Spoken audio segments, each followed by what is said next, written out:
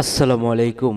সর্বশেষ আপডেট আন্তর্জাতিক সকল আলোচিত যুদ্ধের সংবাদে আপনাদেরকে স্বাগতম। শুরুতে সংবাদ শিরোনাম। এবার ইরানকে দেখে শিক্ষা নিতে হবে, আর থামতে চাচ্ছেন না উত্তর কোরিয়ার প্রধানমন্ত্রী কিম। অন্যদিকে ২০ মাসে মধ্যপ্রাচ্য জুড়ে ৩৫,০০০-এরও বেশি হামলা চালিয়েছে ইসরায়েল। জানিয়ে দেব, ইরানের সর্বোচ্চ নেতা আয়াতুল্লাহ আলী খামেনির অনুপস্থিতি নিয়ে রহস্য, উদ্বিগ্ন হয়ে উঠেছে পুরো মুসলিম জাতি।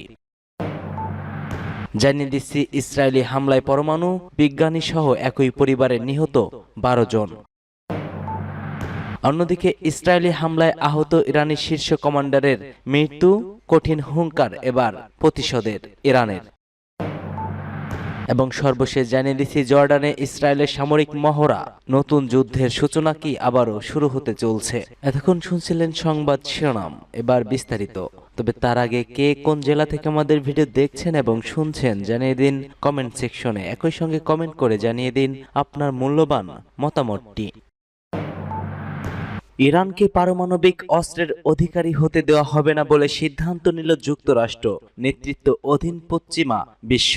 এ নিয়ে দর কষাকষি ও সম্ভাব্য চুক্তির আলোচনার মধ্যেই তেহরানে হামলা করে বসল তেল আবিব। ইরানের পাল্টা প্রতিরোধে ইসরায়েল যখন কোণঠাসা, তখন যুক্তরাষ্ট্র বি-2 বোমারু পাঠিয়ে 3টি পারমাণবিক স্থাপনায় বাংকার বাস্টার ফেলল যুক্তরাষ্ট্র। বিশ্বমোড়লের এমন আগ্রাসী কাণ্ডে ক্ষুব্ধ হয়েছে প্রতিরোধী শক্তি, বিশেষ করে পশ্চিমা বিশ্বের চাপে থাকা উত্তর কোরিয়া ইরানের পরিস্থিতি থেকে শিক্ষা নিচ্ছে। মার্কিন সংবাদ মাধ্যম CNN এর প্রতিবেদনে বলা হয়, তেহরানের পারমাণবিক উচ্চ আকাঙ্ক্ষার সঙ্গে সম্পৃক্ত স্থাপনাগুলোকে লক্ষ্য করে আমেরিকান বি-2 বোমারু বিমানের হামলার বিশ্বের উদীয়মান শক্তিকে নাড়িয়ে দিয়েছে। পূর্ব এশিয়ার নীতি নির্ধারক এবং বিশ্লেষকেরা মনে করছেন, ঘটনার মূল্যায়ন শুরু করছেন। তারা গুরুত্বপূর্ণ প্রশ্ন সমাধানের জন্য মুখোমুখি হচ্ছেন। এই ঘটনা উত্তর কোরিয়ার কাছে কি সংঘাত পাঠাবে? যে দেশটির পারমাণবিক অস্ত্রাগার ইরানের চেয়ে অনেক বেশি উন্নত নাকি?